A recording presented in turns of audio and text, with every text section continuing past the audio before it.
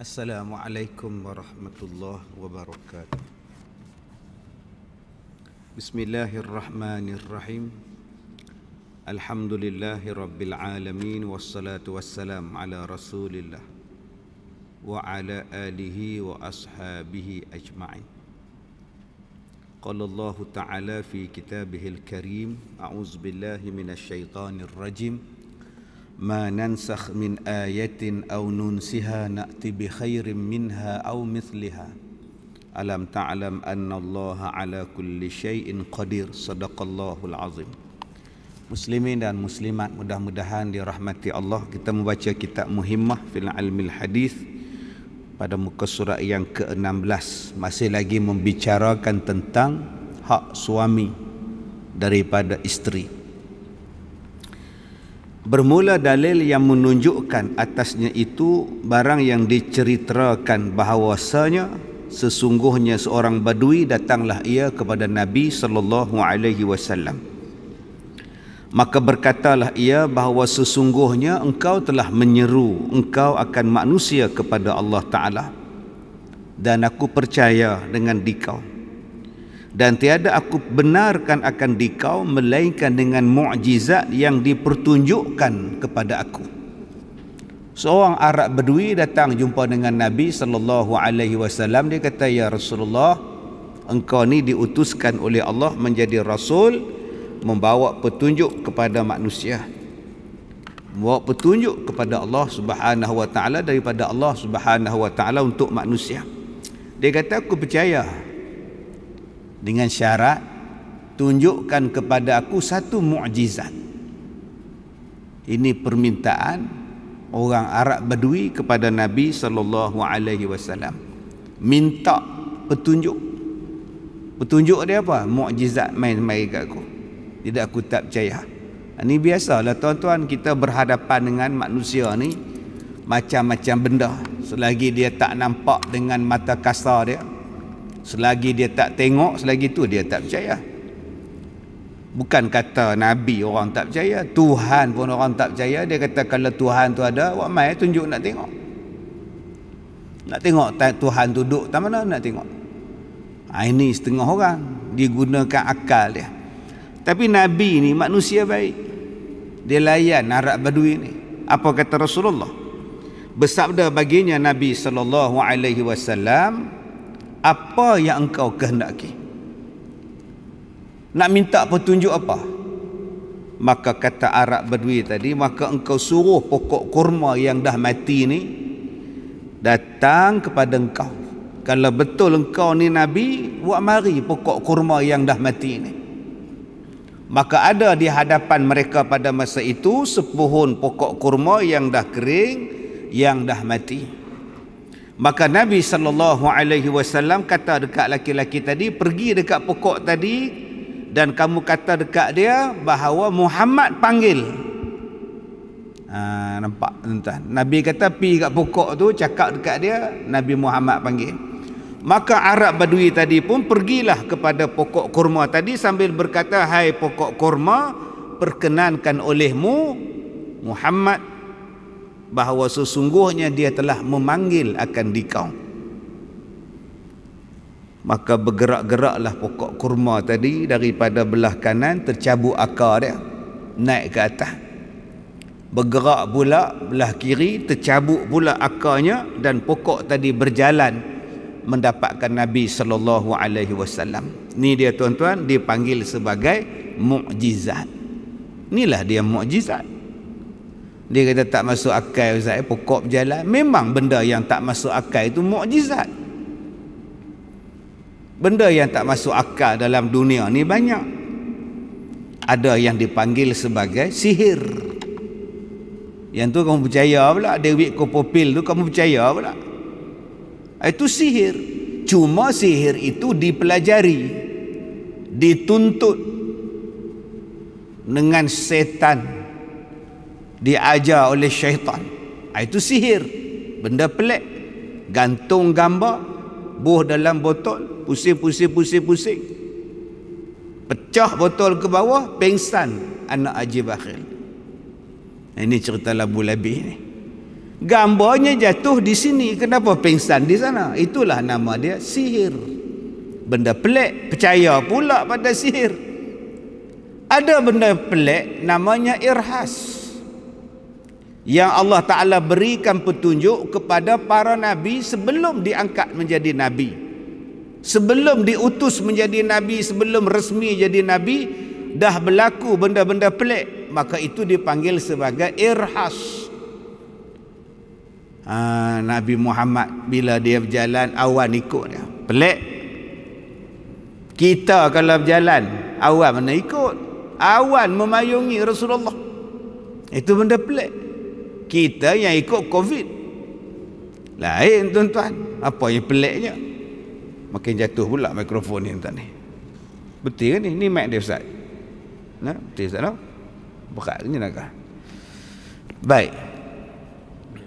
Kemudian ada benda pelik dipanggil sebagai ma'unah, iaitu pertolongan Allah Ta'ala yang Allah Ta'ala bagi pada siapa-siapa saja pun yang Allah nak bagi. Benda pelik, jatuh daripada tingkat 16 tak mati. Tak logik pada akal engkau jatuh tingkat 16, kau jatuh atas rumput, kau boleh berjalan? Ya. Biar betul kau? Iya. Makna sekali itu saja ma'unah. Jangan besok dia buat demonstrasi pula, tak percaya besok aku buat lagi. Mampu ya, esok bagi dah. Ma'unah tu sekali itu saja, pertolongan Tuhan. Benda pelik.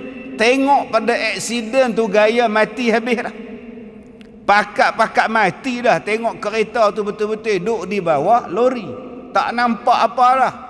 Bila diangkat lori tadi, ada lagi hamba Allah 2 orang dalam kereta tu tak mati. Tu nama dia ma'unah. Pelik. Benda yang pelik. Yang keseterusnya, tuan-tuan, dipanggil karamah.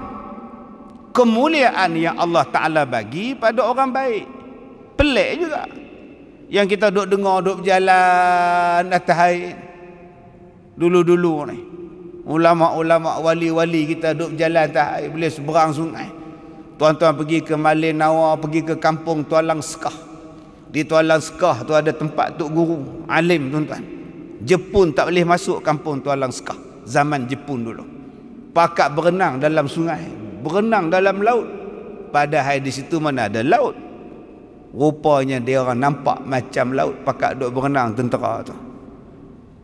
Padahal situ, tuan-tuan, hutan lombong semua. Ini yang dikata karamah. Last sekali baru disebut sebagai mukjizat.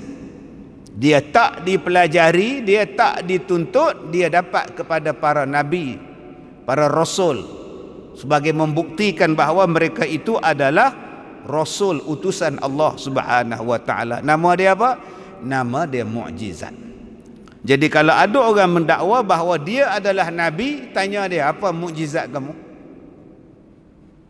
Di Selangor dulu ada nabi, dia letak jawatan dah. Nabi resign, tuan-tuan. Tanya dekat dia, apa mukjizat kamu? Suruh dia pergi kat pokok kelapa sawit, suruh pokok ni berjalan, boleh tak? Tobat lahum, tak boleh, sebab dia bukan nabi. Yang Nabi Muhammad ini disuruhnya pokok tu berjalan, datang pokok tu dekat Nabi, siap bagi salam lagi, Assalamualaikum ya Rasulullah. Nabi jawab, Waalaikumsalam. Nabi jawab, dibaginya salam kepada Nabi sallallahu alaihi wasallam. Tuan-tuan boleh bayang tak? Pokok kurma berjalan, kemudian cakap bagi salam. Kalau kita jadi Arab Badui ni terkejut apa, tuan-tuan? Tak tenganga kita, pokok boleh bercakap.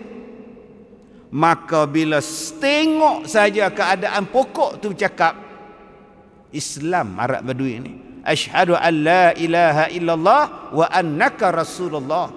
Maka bersaksilah dia bahawa tiada Tuhan melainkan Allah, dan engkau wahai Muhammad adalah rasul. Maka dia pun berkata kepada Nabi sallallahu alaihi wasallam, kata dia apa? Kafa. Okey, cukup lah. Tu saya tunjuk hal lain lah. Aku tak payah. Kafa tu maknanya cukup. Sebab tu guru-guru kafa, jangan buat nama cikgu kafa, nanti gaji murah. Nama kafa, cukup lah gaji banyak ni. Tak cukup lah, mana cukup. Tukar nama lain, laisa kafa, tak cukup. Dia kata kafa, cukup. Aku tak mau tengok dah. Aku percaya dah bahawa engkau ni Rasul, wahai Rasulullah. Kemudian Nabi menyuruh pokok tadi balik ke tempat dia, dan pokok tadi pun kembali balik. Pergi reverse ke belakang, patah balik. Badui tu tengok lagi. Apa keinginan Arab Badui tadi, tuan-tuan? Keinginan dia kata, ya Rasulullah, aku ni minta satu mukjizat yang orang lain tak pernah minta. Aku minta, dan engkau makbulkan permintaan aku, ya Rasulullah. Sekarang ada satu lagi benda yang aku nak minta izin daripada engkau, ya Rasulullah. Izinkan kepada aku untuk sujud di belakang, sujud kepada engkau. Sudah sujud di belakang tiap-tiap kali semayang, lepas tu aku nak sujud pada engkau pula. Orang Badui tadi minta nak sujud pada Nabi SAW sebab dia rasa besar. Nabi memperkenankan permintaan dia, Nabi ikut apa yang dia minta. Dia rasa dia besar sangat, permintaan tu dia makbulkan. Dia rasa besar sangat hati ni, dia nak sujud dekat Nabi. Apa jawab Nabi SAW? Nabi berkata, tiada harus sujud bagi yang lain daripada Allah Ta'ala. Tak boleh kita sujud melainkan hanya kepada Allah sahaja. Tak boleh sujud sesama manusia, tak boleh sujud sesama makhluk. Jangan duk sujud pada matahari, pada batu, pada pokok, pada kayu. Tak boleh pada matahari, tak boleh sujud sebab ada orang yang pergi sujud pada matahari, percaya pada matahari sebagai Tuhan. Kata Rasulullah, tak boleh. Kita hanya boleh sujud pada Allah. Dan kata Nabi, jikalau harus bagi seseorang bahawa sujud selain daripada sujud kepada Allah, nescaya aku akan suruh sekalian perempuan sujud bagi suaminya kerana membesarkan hak suami mereka itu. Kata Rasulullah, kalaulah orang boleh sujud pada orang, aku akan suruh isteri sujud pada suami kerana membesarkan hak suami. Sebab tak boleh sujud ya. Abang-abang jangan balik kat rumah pula. Ni nampak ni, Nabi suruh isteri sujud pada suami. Hang sujud kat aku kah? Jangan buat hal lah. Nabi kata kalau boleh. Pasal besarnya hak suami. Allah Ta'ala sebut benda ini di dalam Al-Quran, tentang hak isteri, tentang hak suami. Allah Ta'ala sebut, wa 'alal mauludi lahun rizquhun wa kiswatuhun. Rizquhunna wa kiswatuhun. Atas orang bapa, atas pada bapa ni makna pak pada budak tu, kata Allah, hendaklah mereka itu memberikan rezeki mereka, pakaian mereka, makan minum mereka kepada isteri mereka, pada anak-anak mereka. Dalam ayat lain pula Allah Ta'ala sebut, Allah Ta'ala suruh kita ni melayan isteri dengan baik. Wa ashiruhunna bil ma'ruf. Layan isteri kamu dengan cara yang baik. Dalam ayat lain pula, ar-rijalu qawwamuna 'alan nisa bima faddalallah ba'dahum 'ala ba'd. Allah Ta'ala kata orang laki-laki ni menguasai orang perempuan kerana mereka itu adalah dipertanggungjawabkan akan nafkah untuk isteri-isteri mereka. Oh, maknanya tuan-tuan nak dapat kemuliaan yang macam Nabi sebut ni, tuan-tuan kenalah bagi dulu hak-hak yang Allah Ta'ala sebut. Ni nak suruh isteri taat pada kita, hak pun tak bagi, nafkah pun tak bagi. Macam mana? Banyak orang cakap, ustaz, isteri saya tak hormat pada saya. Kamu pun tak hormat kat isteri kamu. Disepak, ditampar, dipukul, kemudian suruh hormat. Dan isteri saya ni melawan saya, ustaz. Kamu pun melawan Tuhan. Macam mana isteri nak taat? Isteri akan taat pada kita, isteri akan baik pada kita kalau kita baik dengan Tuhan. Ni masjid pun tak datang. Nak datang macam mana, ustaz? Covid. Kalau tak Covid saya datang, ustaz. Oi. Oh, sudah. Cantik punya alasan Covid pula dah. Tak boleh datang. Tak tahulah tuan-tuan yang disayang saya hormati. Kadang-kadang tu yang bila saya cakap kita ni ada Nabi, di celah-celah kita ni ada Nabi, oh sudah. Ada orang kata Nabi lagi, ustaz? Tak. Dalam ayat Quran sebut wa fikum rasuluh, dalam kamu tu ada nabi. Maksudnya apa? Nabi Muhammad tak ada dah. Tapi ayat tu kata ada tak? Tu cerita turun pada masa itu. Maksudnya apa? Walaupun nabi dah tak ada, tapi ajaran nabi tu masih ada. Sunnah nabi tu masih ada. Sebab itu Allah Taala sebut kalau kamu ada masalah, fa in tanaza'tum fi syai' farudduhu ila Allah war rasul. Kalau kamu menghadapi apa-apa jua masalah, rujuk pada Allah dan rujuk pada Rasul. Sekarang ni yang menjadi tempat rujukan kita. Sekarang ni kita ada masalah, kita rujuk ke siapa? Tu masalah ada. Kita sekarang ni semua ada masalah. Sumber rujukan ni kata Allah dua. Balik pada Allah, balik pada Rasul. Rasul dah mati dah Ustaz. Nabi Muhammad dah wafat. Ya, Nabi Muhammad dah wafat. Tapi ajarannya tak mati. Hadisnya tak mati. Akan disambung. Al-ulama warasatul anbiya. Ulama-ulama akan menyambung lagi. Buku-buku penulisan akan ada lagi. Pengajaran ada lagi. Hadis boleh dirujuk. Sebab itu Nabi SAW sebut di dalam satu hadis. Kata Nabi SAW, "Idza aradallahu biqaumin nazara ila ahli al-masajid fasarafa anhum." Nabi SAW menyebutkan kepada kita hadis daripada Anas bin Malik radhiyallahu an. Kata Nabi SAW, apabila Allah mengkehendaki suatu penyakit kepada suatu kaum, maka Allah Ta'ala akan melihat kepada ahli masjid, lalu Allah akan menjauhkan penyakit itu daripada ahli-ahli masjid. Ini hadis tuan-tuan. Ini hadis. Allah Ta'ala kata kalau dia datangkan satu penyakit, Allah Ta'ala akan tengok kepada ahli masjid. Allah tak akan bagi pada orang ahli masjid. Itu yang kadang-kadang rasa sedih. Ada masalah, tutup masjid. Ada masalah, tutup masjid. Sedih lah. Budak-budak tak boleh main masjid. Sekolah boleh pergi pula. Apa masalah budak-budak datang masjid? Bukankah Allah Ta'ala sebut dalam Quran, wasta'inu bis-sabri was-salah. Mintalah pertolongan kamu kepada Allah dengan jalan sembahyang, dengan jalan sabar dan jalan sembahyang. Itu ajaran Quran. Itu ajaran Nabi SAW. Masjid dulu tuan-tuan. Kita belajar pada kecil, bila matahari terbit daripada sebelah barat, 3 malam sunyi sepi. Matahari tak bangun, hanya orang yang biasa bangun sembahyang malam, dia sedar bahawa matahari tak bangun-bangun daripada timur.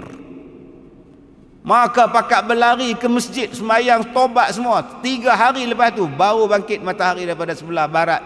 Maka pada waktu itu tertutup pintu taubat. Dulu kita belajar tanda-tanda kiamat.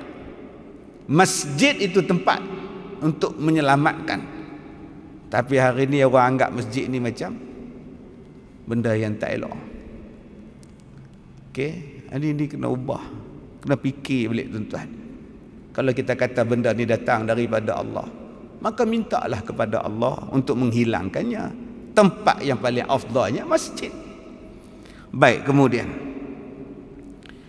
demikian lagi satu kisah lagi, maka mendahulukan Rasulullah sallallahu alaihi wasallam akan hak segala suami atas segala perempuan itu, atas tiap-tiap hak, sehingga mendahulukan ia atas hak dua mak bapaknya.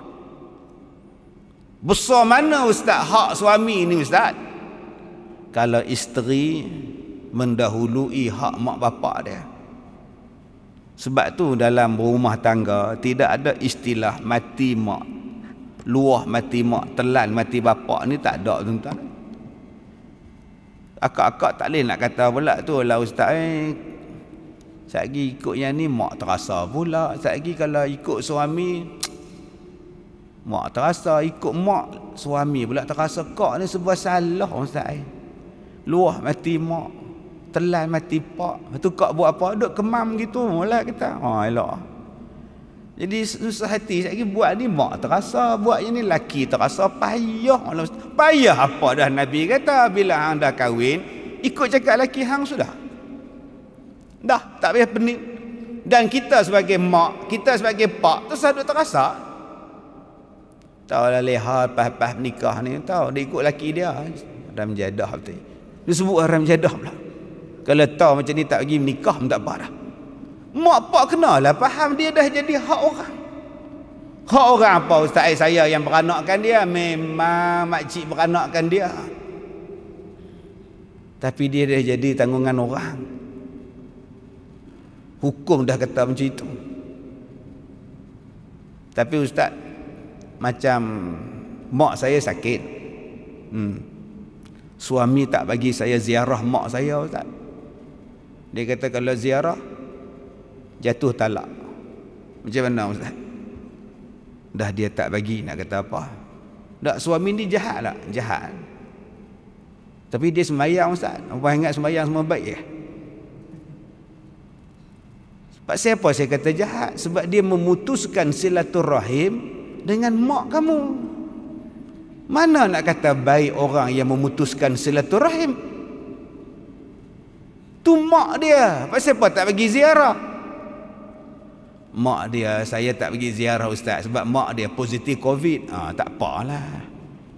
Yang tu bukan kata hang tak bagi, hospital pun tak bagi masuk. Ni mak dia, nu sakit darah tinggi, kencing manis, kencing tawa, mak dia penyakit kena kencing. Duduk di rumah tu, sakit duk hak lah. Kak telefon, abang telefon, ya hoi mele tengok mak ni. Dah lain macam dia tengok atas dah. Laki dia boleh kata dah tengok atas bagi tengok bawah lah. Oh laki pun dah tahu dah mak dia sakit, biarlah dia pergi tengok. Kamu tak bagi jumpa dia, kamu memutuskan silaturahim. Tapi ustaz saya nak gunakan hak, silakan guna, tapi kamu zalim.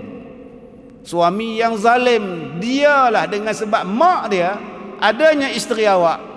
Dengan sebab mak dia adanya isteri awak tu. Takkan awak tak boleh buat baik dengan mak mertua awak? Okey ustaz, sampai mati ustaz saya tak pergi tengok mak saya. Berdosa ke saya ustaz? Berdosa apa? Tak berdosa. Tak apa, buat macam mana dah suami tak bagi. Dulu pilihan siapa suami ni? Pilihan saya. Oh, bukan mak. Mak tak setuju. Mak kata jahat. Elok, berjahat sungguh lah. Sebab tu akak-akak bila nak kahwin, tanyalah mak dulu. Mintalah redha bapak dulu. Bila dah jadi macam ni, dah jadi kelang kabut. Baik, jadi tidak ada istilah mati mak, telan mati pak, apa semua, luah mati pak, tak ada. Senang hidup. Kita sebagai mak pun jadi senang, pak jadi senang, dia jadi isteri pun senang. Kalau dah ditetapkan begitu keadaan dia. Baik, kemudian dan sehingga seperti barang yang datang daripada tergaib pada mereka itu bagi hak dua mak bapak dan isteri atas barang yang diceritakan daripada Sayyidina Umar Al-Khattab radhiyallahu an. Ada satu kisah yang berlaku di zaman Sayyidina Umar Al-Khattab menjadi khalifah. Apa yang berlaku pada Sayyidina Umar? Dia tengok seorang perempuan menggendong seorang tua lelaki. Gendong, kokong. Naik di atas belakang ni duduk gendong orang tua. Sayyidina Umar tengok budak perempuan ni. Lain macam ni. Sayyidina Umar pun bertanya. Dia kata apa yang susah ni? Apa yang payah ni? Duduk gendong-gendong ni pasal apa? Jawab si perempuan tadi, ya Amiral Mukminin, ni bapak saya. Ni hak saya gendong ni. Bapak. Allah, tercengang Sayyidina Umar. Kalau laki gendong tu boleh tahan lagi. Ni perempuan. Dia kata apa masalah pak ni? Bapak saya ni jadi macam kanak-kanak. Wa man nu'ammirhu nunaqishu fil khalq. Bila dah tua ni, dia jadi macam budak-budak. Cuba tengok budak-budak. Dia nak dukung, dia nak merap, letak teriak. Asal teriak letak, asal letak teriak, tu nama budak. Tambah daripada kecil duk aja dukung pula. Mai besar sikit, dia tak mau, dia kerja nak dukung saja. Orang tua pun satu saat dia akan jadi macam tu. Asyik tinggal je panggil, asyik panggil je tinggal. Dia nak anak duduk sebelah dia. Ni Allah kata dalam surah Yasin kan, kita ni bila sampai tua akan jadi balik macam budak-budak. Budak-budak pakai pampers, lah kita tua pun pakai pampers. Anak-anak dulu tak makan apa dah, burger tak makan, apa pun tak makan, dia minum susu. Sekarang kita dah tua, tak makan apa dah. Pak makan apa? Dia duduk minum susu dia lah. Jadi budak. Macam tu lah dia kan. Cuba tengok budak-budak, kalau dia nak satu-satu benda, tu saya kata apa? Dia nak menatang handphone ni tuan-tuan, tak bagi teriak. Dia renjeh ni habis. Cuba bagi balik handphone, terus berhenti duk main. Ni budak-budak zaman lah ni pandai main handphone. Bukan setakat budak-budak lah pandai main handphone, beruk pun pandai main sekarang tuan. Lah sekarang cuba tengok budak-budak ni, kalau tak ada mak pak teriak. Kata dia di sini, bapak saya ni bila tak ada saya, dia teriak. Dan bila dia berhajat pada sesuatu, dia akan panggil saya, meraung dia. Kalau biar dia duduk main tanah, habis budak ni main tanah, takut kudir. Bapak dia pun jadi macam tu. Kalau letak sekali lagi, habis dia main kotak, main tanah, main dangau, main pondok-pondok. Jadi kata budak perempuan ni, saya tak mau jadi susah macam tu wahai tuan. Mana-mana saya gendong dia. Jadi dia tak menangis, saya duk bawa dia. Bila perempuan ni cakap macam tu, apa kata Sayyidina Umar kepada para sahabatnya? Adakah kamu tahu wahai sahabatku, sesungguhnya perempuan ini mendatangkan ia akan hak seorang bapa. Ni kamu nak tahu tak, perempuan yang kita tengok ni, dia telah mendatangkan hak bapa dia. Sanggup dia pikul ke mana-mana pun bapa. Apa jawab sahabat? Bala ya Amiral Mukminin. Bala di sini bukannya bala bencana tu. Bala tu makna bahkan. Betul lah tu wahai Amiral Mukminin. Kami dah tengok depan mata kami ni. Hak jantan pun tak gamak nak pikui pak, yang perempuan boleh pikui. Oh, dia kata betul lah. Tuan-tuan tengok apa jawab budak ni.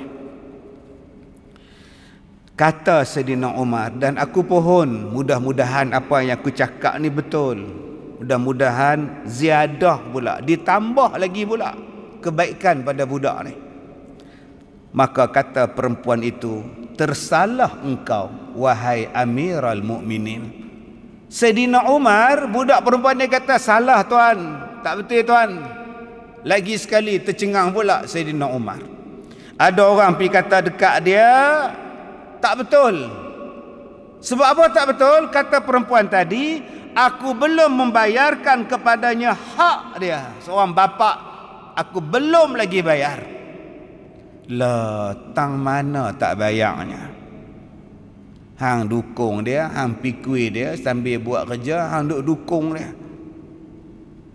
Mi ambil kokong pi ikat kain macam orang Jawa duk ikat tu, tak jadi macam mana lagi. Apa dia nak kamu bagi, apa yang dia nak semua kamu buat, tang mana tak sempurna lagi. Jawab si perempuan tadi, sesungguhnya adalah bapakku memelihara ia akan daku. Dia kata bapak saya yang bela saya, nak besarkan saya siang malam cari makan. Mai bapak zaman sekarang, bapak saya lah pergi kerja kilang, naik motor, berhujan tiap-tiap hari. Sat kena langgar kereta, sat duk wah jambatan, lori mai langgar, nak cari rezeki. Sat lagi cikgu nak yuran, pak cari duit. Sat lagi cikgu nak masuk rumah kelab, kena pakai uniform, pak cari duit. Sat lagi nak beli handphone, nak top up, pak bagi. Ni zaman kita, cuma dia tak sebut dalam tu, saya tambah sikit. Punya teruknya, anak-anak bukan nampak benda ni tuan-tuan. Dia tak nampak peranan bapak dia. Sekarang anak nak menyimbang dengan pak pun tak mau dah. Dia menyimbang tu kalau umur 10, 11, 12, 13 menyimbang. Masuk 15, dia geng Y3 suku. Ada motor Y suku pula, Y suku, pak dia pula 3 suku, lagi tak nyimbang tuan. Dia tak mau dah. PCC. Kita pun tak si dia dah, anak PCC. Kalau kawan panggil daripada luar pagar, menjerit tengah berak pun berhenti budak. Cuba pak panggil. Kalau duduk rumah flat, kawan keluar dari bawah tu, Leman, woi, terjun tak mati pula. Ni anak zaman sekarang. Dia bukan nampak bapak dia, dia hanya nampak bapak dia bila dia accident. Bila dia kena saman polis, bila dia kena tangkap, minta kena jamin, yang tu baru dia nampak bapak dia. Tambah-tambah kita pula makin jarang dengan anak. Mai sembahyang Jumaat, kita mai sembahyang, anak tinggal di rumah. Anak buat apa tuan? Lagi dulu boleh juga mai sembahyang. Pakat habis jarang dah tuan-tuan ni. Hubungan kita ni. Kata saya perempuan tadi, bapa aku ni memelihara akan daku dan berdirilah ia dengan segala asbabku dan berkhidmat akan daku serta mencita-citakan akan hidupku dan enggan ia daripada matiku. Cuba tengok bapa, kata dia. Bapa ni kalau boleh korban buah pinggang dia bagi kat anak ni. Bapa ni kalau boleh, ya Allah, nak ubatkan anak dia, kalau boleh janganlah bagi mati anak saya ni. Berhenti kerja tuan. Mak bapak berhenti kerja pasal nak jaga anak. Tuan-tuan ada anak sawan, baru sehari sekali, 2 bulan sekali tarik. Yang datang jumpa saya tuan-tuan, dalam sehari beratus-ratus kali sawan. Sepanjang dia jumpa saya sejam tu tuan-tuan, sak-sak sawan budak ni. Dia kata anak kami ni sawan ustaz. Habis tu apa masalah? Minta tolong ubat. Minta tolong ustaz, tolong tengok. Saya pun tengok budak ni. Ustaz tak baca apa-apa, tak suruh tengok, saya tengok. Saya pun tengok susah hati tuan-tuan, dia main tarik. Tapi mak dia sabang, bapak dia sabang. Yang bapak ni engineer, mak dia pun engineer tuan-tuan. Dua-dua berhenti kerja sebab nak jaga anak yang sawan. Allahu Akbar. Berhenti kerja dua-dua tuan. Dia kata tak apa Ustaz, kami sayang anak lagi pada kerja apa-apa pun tak apalah. Ni anugerah Allah pada kami Ustaz. Kami tak berhenti nak berubat. Ikhtiar. Macam ni jadi kat perempuan tadi. Waktu saya kecil dulu, waktu saya sakit, bapak ni lah yang berkhidmat untuk saya. Sekarang bila saya dah dewasa, bapak saya tua, apa buat? Saya pula berkhidmat akan dia. Dan aku berdiri memelihara atasnya. Dan tetapi aku bercita-cita akan matinya. Tu dia beza seorang anak dengan bapak. Bapak ni kalau boleh, dia minta anak dia panjang umur. Mak pak kalau anak sakit, doa siang malam, minta anak ni panjang umur. Mai ke anak, dia tunggu, dia bela, dia jaga. Tapi jauh dalam hati dia, bilalah nak mati orang tua ni. Aduh. Orang nak beri ikhya pun susah. Kacau. Sanilah sakit lah apalah orang tua ni. Yang ni sebab tu orang tua-tua sekarang dia tak mau sakit. Dia kata ustaz kalau boleh saya nak mati terus ustaz, tak payah sakit-sakit menyusah budak-budak. Setengah mak bapak cakap macam tu. Kalau bolehlah mati tak apa tak. Saya takut anak tak nak belah. Mak pak bukan bodoh. Dia tak bodoh. Dia tahu anak dia suka ke tak suka dengan dia. Telefon sekali anak tak angkat, telefon 2 kali anak tak angkat, telefon 3 kali anak tak angkat. Mak nak pergi rumah anak, telefon tak angkat, telefon tak angkat, pergi ke mana? 6-7 kali kau tak angkat. Masuk yang ke-8 baru angkat. Angkat mana mak nak pergi rumah ni? Oh tak ada rumah mak. Tak ada. Bila balik tak tahu lagi, tengok malam ke esok tak tahu lagi. Ingat mak tu bodoh. Oi, kalau kawan nak datang, hang kat mana Din? Aku kat luar ni. Aku cadang nak pergi rumah hang Din. Apalah, aku balik sat. Oh, kalau kawan. Kalau mak, tak tahu nak balik bila mak Nak angkat telefon mak pun tak mau. Yang mau harta pusaka mak. Yang mau rantai labuh mak. Yang mau puluk dakap. Yang tu dia nak. Dia dakap puluk tu. Puluk dakap tu bukan puluk ni, gelamah ni. Mati mak dia bukan tanya siapa tu imam, tanam di mana, liang dia tang mana, dah gali ke belum. Mati mak dia tanya dulu, puluk dakap mak mana? Kak dia kata lah, hang tak tahu mak dia buat puluk panggang lah. Waktu mak sakit, pak sakit, dia tak peduli. Ni yang Saidina Umar cerita ni tuan. Dia kata saya dah buat dah yang terbaik dah, tapi dalam hati saya ni, jauh dalam hati saya ni, mak ni pun bila nak pergi dah. Pak ni pun ingatkan itu tak ada dah. Duduk ICU dah, keluar pula dah, elok pula berjalan. Baik. Dan telah mengeluarkan oleh Ahmad daripada Anas, telah berkata ia adalah ahlul bait daripada Ansari adalah mereka itu yang menerangkan mereka itu atasnya akan, yang menuangkan atas mereka itu akan airnya, hingga katanya maka tak kala memandang unta itu kepada Nabi sallallahu alaihi wasallam, nescaya berhadaplah ia kepadanya hingga tersungkur, hal keadaannya sujud unta itu di antara hadapan Rasulullah. Maka berkata bagi segala sahabat, ya Rasulullah, unta ni tak ada akai, tapi bila dia tengok engkau ya Rasulullah, unta ni sujud pada engkau, dan kami semua ni sahabat ada akal belaka, kamilah yang terlayak sujud pada engkau ya Rasulullah. Satu hari sahabat-sahabat ni keluar dengan Rasulullah, dengar duk tuayak nak bagi kat Nabi ni, unta ni tengok Nabi, unta ni tunduk pada Nabi. Sahabat-sahabat nampak unta ni tunduk, sahabat kata, ya Rasulullah, unta ni tak ada akai pun sujud pada engkau. Kami yang ada akai, patutlah kami yang sujud pada engkau ya Rasulullah. Boleh tak kami nak sujud?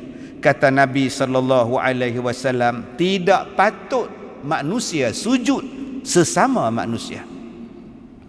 Dan kalaulah boleh manusia patut sujud kepada manusia, nescaya aku suruh isteri sujud kepada suaminya, kerana sangat besar hak suaminya ke atas dirinya.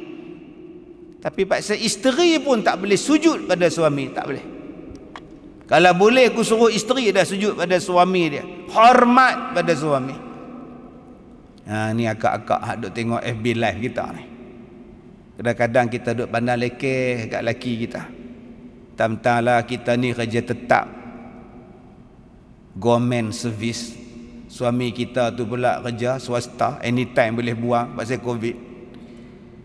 Kita duk rasa kita ni lebih pada suami kita.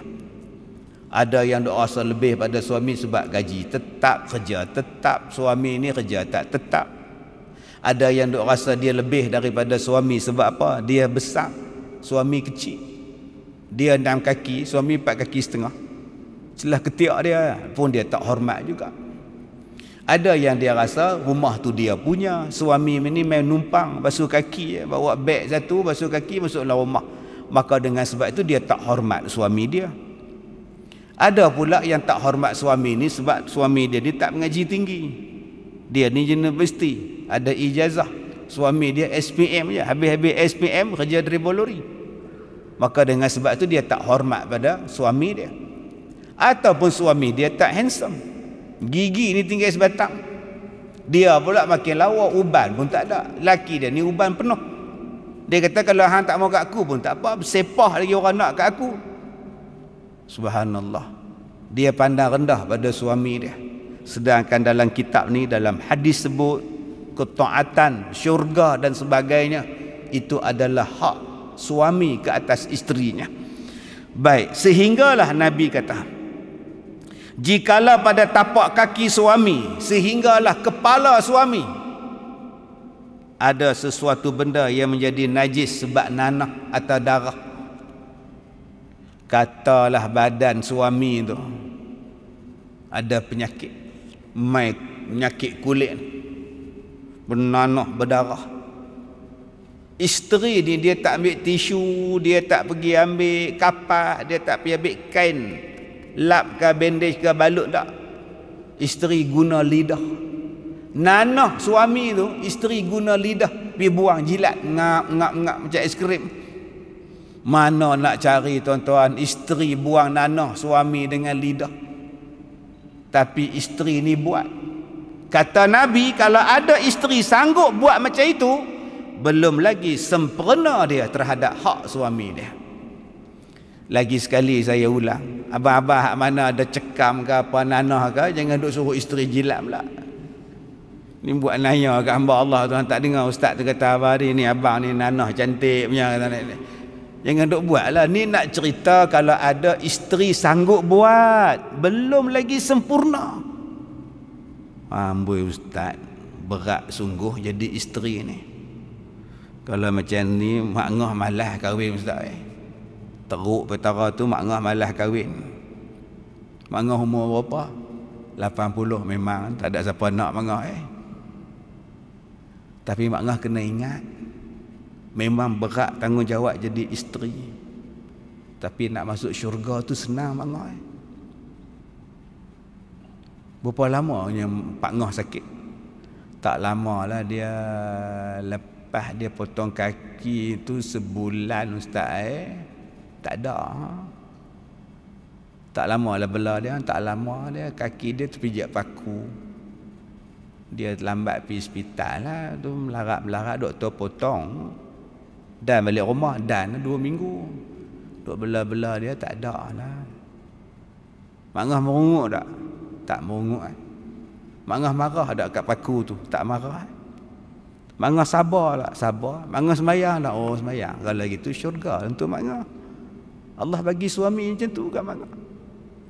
Jadi masalah suami Mak Ngah ni pula kencing manis apa pun tak ada otak, potong-potong kaki sampai sekarang ustaz. Lagi senang buat kerja. Berkhidmat pada dia tu syurga untuk Mak Ngah. Sebab tu di bawah tu dia sebut dan telah berkata oleh setengah ulama 4 benda ni. Jangan akak-akak bila dengar kitab ni pula malas ke baca kitab ni. Semua duk sokong orang jantan je. Sabar selalu. Di belakang tu lagi baru cerita pula hak isteri pula. Hak awal-awal ni dia cerita hak suami tu. Sebab tu orang perempuan dengar berdesing. Siap celaka tak guna Ustaz Kazim. Sabar selalu. Ni ada cerita bab suami tu. Bab tanggungjawab isteri dulu. Lepas ni pula tanggungjawab suami pada isteri dia pula. Tu dia. Mai hak tu tuan-tuan, kamera tak ada. Lah ada kamera 78. Masuk bab hak suami tak tahu kamera mana hak tinggal. Tuan-tuan tengok lagi tuan ni. Baik. Sekarang kita tengok dulu. Yang hak disebutkan tanggungjawab isteri tu apa? Nombor 1. Wajiblah atas perempuan mengekalkan malu daripada suaminya dan merendahkan mata di hadapan suami dia. Tuan-tuan nak kenal tak mana dia isteri baik? Nombor 1, mengekalkan malu pada suami dia. Ini duk berlawan kentut laki bini. Pok prok loh. Suami duk diam-diam dia kentut. Prok isteri bagi. Hang kentut ke leha? Apa ni? Habis tu abang kentut boleh. Nampak? Malu tu hilang lah. Sebab tu abang-abang kalau tak nak bagi isteri hilang malu pada kita, kita malu pada dia. Ni kita tak malu bulu ketiak sejengkai. Tak malu kat isteri. Malu apa? Ustaz, bini saya memanglah isteri kamu. Tapi nak bagi rasa seronok, nak bagi rasa bahagia, bersih. Malu seorang suami ni, seorang isteri pada suami dia, malu. Jangan buat-buat benda hak tak malu, melompat sana, melompat sini. Dan juga kata dia, merendahkan mata pada hadapan. Jangan duk jegir. Jegir laki depan mak. Mentang-mentang balik rumah mak dia. Kadang duk sebut, dia sebut, depan lelaki dah. Habis itu ustaz, kalau tak mau marah jangan macam mana? Jangan sebut I. Banyak lagi huruf lain. M, K. Sebut K. Kalau nak marah sebut K. Tak marah. M. Tak marah. Ni bila nak marah I. Nampak? Memang I. Banyak lagi huruf lain boleh sebut. Dia kata tolong kontrol mata tu. Jangan duk jegir terbeliak. Tambah depan kawan-kawan dia pula. Rasa rendah diri dia. Baik, nombor 2. Wajib mengikut suruhnya. Taat. Taat. Lihai. Tukarlah. Minta tukar. Jauh. Kamu nak pergi berulang. Tak boleh minta tukar ke tempat kerja. Abang senanglah cakap. Saya ni yang nona. Lalah nikah lain lelaki dah. Bila menikah lain, mai jumpa saya pula. Suami jahat ustaz, gatai menikah lain. Dialah kak duduk sana, jumpa pula seminggu, sebulan, 2 kali, 2 minggu. Laki bini apa? Saya kata jarang jumpa. Yalah dia kena faham lah saya kerja sana. Kan dia suruh minta tukar lah. Kak tak mau tukar. Yalah saya dah selesa dengan bos di sana, kawan di sana, selesa. Okeylah kalau gitu kak teruskan kerja di sana. Dia selesa dengan bini baru dia pula. Memang kan orang lelaki-lelaki suka masuk belah lelaki-lelaki kan. Untuk pulang lah kak Saya dah kata banyak kali dah dalam ceramah saya. Petua tak nak bagi lelaki menikah lain. Senang. Satu bagi makan kenyang-kenyang. Memang dia makan kuat pun. Nak buat perut bulat tu. Tu mentah ke darah kau. Maksud saya bagi makan kenyang-kenyang tu apa? Hak tu. Nak bila pun tak apa. Melainkan waktu dilarang. Tengah naik motor, tengah naik kuda, unta bagi. Dah bagi pun tanya lagi. Nak lagi ke abang? Aku tak larat. Tahu tak apa? Jenis tu. Dia tak cari lain. Nombor 2. Mana suami pergi, ikut. Dia pergi kursus, ikut. Dia pergi kerja, ikut. Dia pergi mancing, ikut. Dia makan mi udang, Sungai Dua, ikut. Dia makan cakotiau, Kuala Batas, ikut. Ikut saja. Tak ada masalah. Dia pergi jamban, ikut. Duduk dalam jamban, dua-dua orang tengok. Tambah kalau dia bawa handphone masuk dalam jamban tu, lagi kena tengok tuan. Akhirnya tak ada masa dia untuk orang lain. Pasal kita ni pendamping dia yang setia. Baik. Ikut cakap dia dan diam dia tak kala berkata suaminya. Bila suami bercakap, diam. Popek. Gaduh. Saya ni tuan-tuan, sehari 3-4 orang datang jumpa. Hari ni 4 pasangan. Hari ni 4 pasangan main jumpa. 1 orang suami tak datang. Saya kata okey, saya dengar cakap kak loh. Saya dengar cakap kak loh. Minggu depan suami kena datang pula. Saya tak boleh dengar cakap kak seorang. Saya nak dengar cakap belah suami pula. Kalau suami dia datang seorang abang, saya tak boleh dengar cakap abang. Saya kena dengar cakap isteri abang pula. Dua-dua. Nanti satu hari dua-dua kita akan semuka. Baru adil. Dalam banyak-banyak yang main jumpa ni tuan-tuan, saya sampai pekuk telinga duduk lagu tu. Pasal apa? Saya tak larat nak dengar isteri dia popek. Dalam hati saya kata, aku pun tak larat dengar laki hang lagi lah. Aku baru sejam dengar ni pun lala buat tepuk kepala ni. Bayangkan laki dia tuan-tuan siang malam duduk di rumah nak tepuk apa tuan. Sak dinding, sak periuk, tak tahulah lah tepuk dia. Boleh tak diam sat? Hamba popek. Meriah tak? Allah Ta'ala ni dia cantik tuan-tuan. Dia bagi kadang-kadang suami pendiam, isteri banyak cakap. Kadang isteri cakap banyak, suami banyak cakap, isteri pula pendiam. Jarang tuan-tuan, dua-dua laki bini ramah, jarang.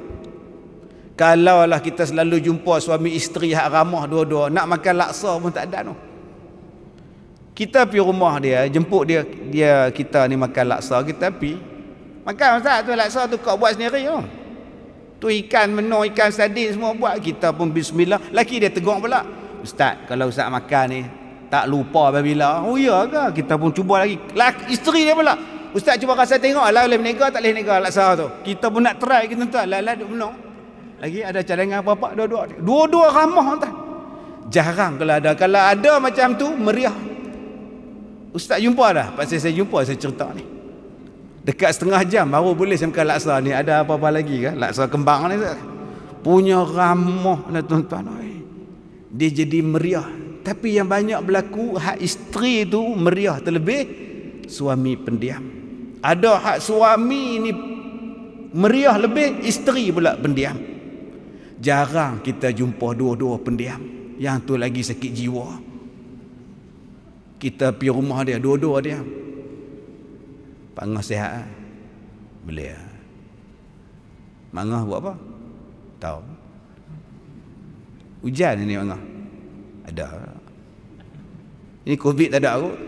Tahu. Wah sudah tuan. Agak-agak tuan-tuan nak tanya apa lepas tu? Lepas COVID tu tuan-tuan nak tanya apa pula? COVID ada ni? Tahu. Dia pun jawab tahu. Tahu tu maksudnya tak tahu ke? Tahu. Kita pun tak tahu. Orang kita ni kalau tak tahu dia sebut tahu. Makna tak tahu. Dia tak sebut tak tahu. Ada COVID ni bangga? Tahu. Maknanya cara pronoun sebutan dia tu menjadikan tak tuan-tuan. Itu kaedah tu. Kalau kena dua-dua macam ni tuan-tuan, tak duk lama kita. Tak dan isteri dia jamu ayak kita balik lah. Baik, jadi dia sebut di sini isteri kalau nak selamat bila suami bercakap diam. Duk berlawan tu sagi ada bergaduh pula. Dan berdiri tak kala datangnya dan tak kala keluarnya. Suami balik tak payahlah lompat tepi pintu. Abang balik tak payahlah. Rumah orang lain ada CCTV ni nampak pula tak betul kat nak ni. Cuma bangun balik. Ni kita kalau suami balik kita suruh anak buka pintu. Man, buka pintu nampak hang balik no. Kita tengok TV, kita duduk dapur. Sebab tu pak dia ingat pada anak, sebab anak yang buka pintu. Bila pak duk ingat pada anak, sekali lagi aku balik sekali lagi anak aku buka pintu. Apa aku nak bagi kat dia? Tu yang pak beli kendos tu. Dia teringat kat anak dia. Dulu kan kendos. Lah kendos pun tak ada. Cikedis dulu-dulu ni. Cuba kak tunggu depan pintu. Tiap-tiap hari tunggu. Abang ni beli apa? Capati. Sekali nak hantar balik pergi kerja nak hantar. Abang balik lagi nak beli apa? Tengok hang nak apa? Nampak? Seronok tak?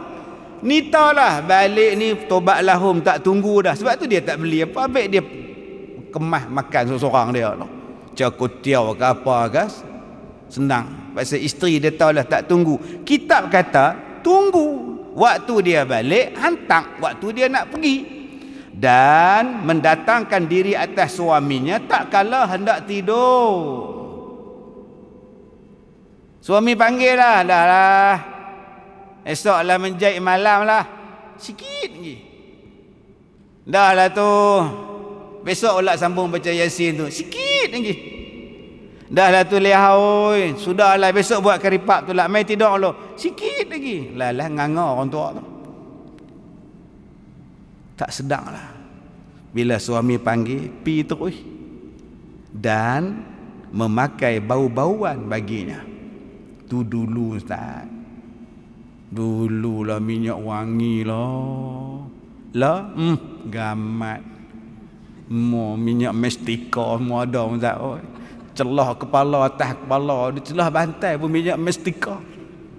Nak minyak wangi-wangi apalah, sak lumuk perut, sak lumuk lutut. Dah tua nak kata apa tak? Waktu muda tak mau buat. Jadi abang hak muda-muda ni cuba buat tengok. Bagi seronok cadak tu tukarlah seminggu 2 kali ke 3 kali ke, sak warna merah, sak warna oranye. Tukarlah. Ni dah 6 bulan cadak tak tukar. Tengah-tengah tu habis kalor. turun kalah. Hak tepi bucu dia je elok cadang ni. Cubalah bagi satu benda hak surprise sikit. Baik, yang ketiga. Dan bersungguh membaikkan bau mulutnya dengan kasturi dan barang sebagainya. Bukan kata orang perempuan je, kita pun cerut nak tidur. Nak tidur tu cerut. Makan duk apa nama seduk 2-3 suap. Suap pula dah. 2-3 pam duk seduk cerut. Nak padam api cerut tu dia pergi tengok kat jenang tingkang. Tak situ pula. Esok pagi sambung balik cerut. Hitam habis jenang tingkang. Ingat isteri kita selesa ke tuan-tuan? Isteri tak selesa. Cubalah bersih, wangi, kemas. Misai, kemas. Ini sampai tak nampak mulut. Misai tutup. Mai pak mertua tanya, ada mulut tak leman? Ada pak tanya. Dah betul. Isteri pun naik lemah, makan nasi penuh lemah. Bulan puasa tu pak mai aku 12 tengah hari. Nasi ni duk lekat kat misai. Kita ni puasa buat macam ni lah. Puasa buat nasi penuh ni. Baik, kemudian. Dan mengekalkan perhiasan tak kala hadirnya. Dan meninggalkan perhiasan pada ketika gaib si suami. Bila suami ada pakai lawa-lawa. Tak ada suami, huduh sudah. Huduh sudah, duduk di luar pakai bukan huduh ni lekeh dah lah. Pakai baju biasa sudah. Bila suami ada pakai lawa-lawa. Tak apa untuk suami kita. Suami nak balik ni. Pakai kemah-kemah. Dan yang keempat. Wajib pula meninggalkan khianat bagi suaminya. Tak kala suami itu gaib sama ada pada hamparannya. Hamparan ni tempat tidur. Atau hartanya. Dia kata jangan buat khianat kepada suami waktu suami tidak ada, sama ada di atas katilnya. Jangan duk curang pada suami, jangan duk buat main dengan orang lain. Dia kata, ustaz saya takkan buat benda-benda haram atas katil saya ustaz. Memang kak tak buat, tapi kak duk layan jantan lain atas katil. Bila ustaz? Cakap baik-baik sikit. Kak layan WhatsApp. Kak layan Facebook jantan lain. Duk balas-balas WhatsApp dengan dia. Yang suami duk tidur. Suami ni berdengkar dah. Letih. Lori rosak tengah jalan. Duk repair. Balik pukul 11 malam. Nganga tidur. Kak duk layan. Duk tengok lain jantan lain. Kita selalu sebut. Orang perempuan. Jangan bagi orang laki-laki lain masuklah rumah. Kena minta izin suami tu. Memang hari ni kita tak bagi jantan masuklah rumah kita. Memang. Tapi kita membenarkan cerita pasal laki-laki tu duduk atas katil kita. Kita nyembang dengan dia, kita WhatsApp dengan dia, kita SMS dengan dia. Duk kukik gelap pukul 2 pagi. Wak apa tu? Nuh, hak jantan duk hantar mesej. Tak buat apa pun. Abang dah tidur ke? Nampak? Yang ni yang kita duk faham hadis tu. Laki-laki ni, suami isteri ni tak boleh benarkan laki-laki lain masuk dalam rumah. Suami ada ke, suami tak ada ke, kena minta izin suami. Memang hari ni jantan tu mula-mula tak masuk. Tapi dia masuk melalui laman-laman sosial. Daripada situlah tuan-tuan berapa banyak kecurangan berlaku. Baik si suami ataupun si isteri. Mula-mula hanya sebagai friends. Sekarang jadi best friends. Sekarang jadi apa? Tak tahulah. BFF ke? B apa ke? WWF ke? Tak tahu. Dan juga jangan khianat pada harta si suami. Suami pergi umrah. 2 minggu pergi umrah. Dulu lah, bukan sekarang. Tinggal kunci kereta, tinggal kereta, jiran datang. Nak pinjam kereta boleh tak? Nak ke mana Bandin? Sahaja nak bawa Kak Kiah berjalan saat. Telefon Grab payah. Ambil kereta hang lah. Laki pun laki hang pergi umrah. Oh, minta maaf Bandin, saya tak minta izin pada suami saya, minta maaf, tak boleh bagi. Amboi, jangan berkira sangat, kita jiran. Bukan masalah jiran, ni masalah harta suami saya tak boleh bagi tanpa kebenaran. Dak jiran, hak jiran, memanglah hak jiran, tapi hak suami lagi ikut pada hak jiran. Ini kedekut sangat pasal apa? Mai bini masuk sekali pula, amboi kami pun tak kebulung kata hang Habis tu mai tanya pasal apa? Patutnya tuan-tuan dapat isteri macam tu, jiran macam tu, patut puji dia. Bagusnya. Mana nak cari isteri macam ni? Bukan kata kereta tak bagi pinjam, cangkui laki dia pun dia tak bagi. Kak Gaya cangkui dah. Ada kat belakang rumah pinjam. Oh, tak boleh kot, tak minta izin Abang Mat pergi umrah. Abang cangkui pun kira sangat. Jangan kata cangkui, sudu pun saya kena minta izin suami saya. Tuan-tuan, kalau dapatlah orang macam ni, inilah isteri solehah. Kita ni sepupu. Kita sepupu, mak menakan kita, mak dia kirim dekat kita buah pelam. Nak pergi pala batal tu bagi buah pelam ni kat Leha Azab Bidin oi. Kita pun pergi rumah dia. Assalamualaikum. Oi Leha. Bidin apa ni mak hang ni. Kirim buah pelam. Oh, terima kasih. Takkan terima kasih aku masuk tak panggil masuk Oh, minta maaf Bidin oi, Abang Mat tak ada. Kita satu tok. Bukan kata satu tok, 2 tok pun tak boleh. Pasal kita sepupu. Saya tak boleh nak bagi hang masuk rumah. Laki saya tak ada dan dia pun tak izinkan. Telefon laki hang, beritahu kata aku mai jauh ni. Aku dah telefon dah. Tu dia kata apa? Tak tahu perempuan jawab. The number you have dialed is not in service. Oh, sudah dah tahu. Hak tu dah ulang-ulang tak tahu perempuan mana tahu. Lah bodoh sungguh tak ni.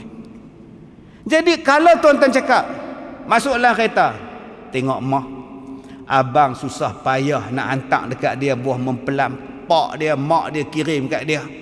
Kita susah payah dengan tol lah apa nak hantar kat dia.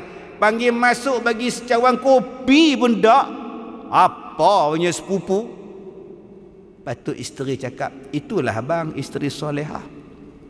Dia jaga rumah dia jaga harta suami dia jaga aib suami dia jaga maruah diri dia. Saya pun nak jadi macam tu abang, isteri solehah. Itulah nama dia, isteri solehah.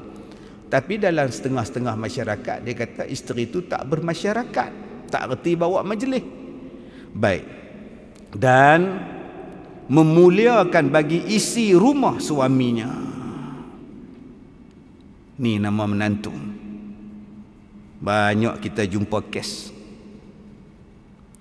anak laki-laki bela bapak, bela mak. Dia kata, mak tak apa mak mak main duduk rumah saya lah. Saya makan, mak makan. Saya puasa, mak puasa lah. Mak duduk dengan saya tak apa. Mak tak sihat tak apa, saya bela. Mak pun bawa beg main rumah anak laki-laki. Soalan saya, betul ke anak-anak laki-laki tu yang bela dia? Betul ke anak laki-laki tu yang buat bubuk, buat muai, duk suap pada mak ni? Tak. Yang buat siapa dia? Isteri dia. Yang buat tu siapa? Menantu kepada si mak tadi. Suami pergi kerja. Pagi-pagi dia pergi kerja lah. Malam dia pergi masjid. Habis maya isyak, lepak lu. Tengok bola MU lawan MC lu. Tak pun tengok Liverpool kalah. Esok pagi dia pergi kerja lagi. Tam-tam dia pergi mancing. Tak pun lagi dia pergi berjalan pula. Yang tak boleh keluar mana? Menantu. Yang duk suap pada mak mertua, menantu. Yang duk basuh berak mak mertua ni menantu. Anak kandung duk KL, anak kandung duk Alustar, kena PKP pula, alasan cukup kuat tak main tengok. Ni yang lebih kesian lagi tuan-tuan, yang menantu yang duk jaga mak mertua ni, bila datang kak ipar anak kandung mak mertua tu, adik ipar anak kandung mak mertua tu, depa boleh arah-arah pula menantu kak ipar adik ipar. Ni Kak Long ni, mak ni, Kak Long ni esok tengok mak ni, dia ni Kak Long ni kalau boleh nasi tu, Kak Long ni tengok ikan tu nak, Kak Long ni kalau boleh. Oh, mai 2 jam hari Ahad tapi dia arahan. Padahal kau ipak itulah yang duk bela tiap-tiap hari. Ni dia kita duk baca ni, memuliakan bagi isi rumah suaminya. Ni isteri solehah. Tuan-tuan kalau dapat isteri macam ni, alhamdulillah. Akak-akak kalau dapat menantu macam ni, alhamdulillah. Apa salahnya buka gelang satu, leha gelang ni ambil kat hang. Hang yang bela aku. Apa salah? Mai anak-anak pada KL pada Lostak, aku bagi gelang ni kat kak hampa, dia duk bela aku. Ni langsung tak bagi. Dah tahu anak tu, menantu tu tak dapat pusaka, bagilah siap-siap ambil kat hang. Aku pun nak mati dah. Ambil gelang ni kat hang, rantai kat hang. Hang duk bela aku. Setengah dak tuan-tuan, duk puji anak, tapi tak pernah puji menantu yang duk bela. Tam-tamlah menantu tu tak ada kerja apa. Benda ni kena perbetulkan balik. Dan segala kerabatnya dan lagi melihatnya akan sedikit pemberian daripada suaminya itu, akan pemberian yang banyak. Dan terakhir kata dia, orang perempuan kalau dapat hadiah daripada suami dia, walaupun pemberian tu kecil je, tolonglah anggap ia sebagai suatu yang hebat, yang besar. Bagi gelang halus. Nah, hari jadi hang ke-40 abang beli gelang. Halus. Halus tu pun 6 bulan abang kumpul. Boleh lah. Ni kalau silap letak patah ni, nak komplain. Nah, bawa isteri pergi makan shell out. Shell out ya, ingat kat hotel. Yang ni pun okey lah. Abang cadang nak pergi Petronas out. Tutup pula dah, pergi shell out lah dia kata. Semua nak komplain tak kena lah. Besarkan pemberian suami. Mudah-mudahan rumah tangga diberkati oleh Allah Subhanahu wa taala. Nabi sallallahu alaihi wasallam sebut dalam satu hadis qudsi, kata Nabi, yaqulullahu azza wa jalla, innani la ahummu bi ahli al-ardi azaban fa idza nazartu ila ummar buyuti wal mutahabbi fil wal mustaghfirina bil ashar sartu anhum. Kata Allah Subhanahu wa taala dalam satu hadis qudsi, sesungguhnya aku bermaksud nak menurunkan azab kepada penduduk bumi kerana banyaknya maksiat ni. Allah kata dia nak turunkan azab pada penduduk bumi. Tetapi apabila aku melihat orang-orang yang meramaikan rumah-rumahku, yakni yang meramaikan masjid, yang datang duduk dalam masjid, yang saling mencintai kerana aku, dan mereka ini memohon keampunan kepadaku pada waktu sahur, maka aku jauhkan azab itu daripada mereka. Ini hadis qudsi tuan-tuan. Kalau nak tengok balak ni, layak dah Tuhan turunkan balak macam-macam hari ni, tanpa segan silu dah. Pondan pun hari ni nak menikah tanpa segan silu habaq kau orang. Orang pula pergi ucap selamat berbahagia. Amboi, macam-macam bala lah. Kata Allah, aku nak turun bala pada engkau orang.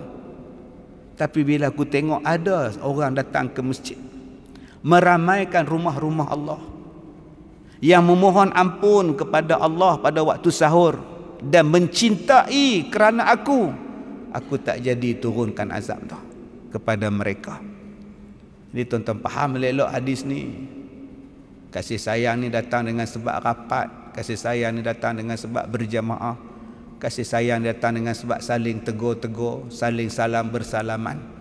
Maka Allah Ta'ala akan turunkan rahmat pada kita. Wallahu a'lam. Mudah-mudahan Allah memberikan kebaikan.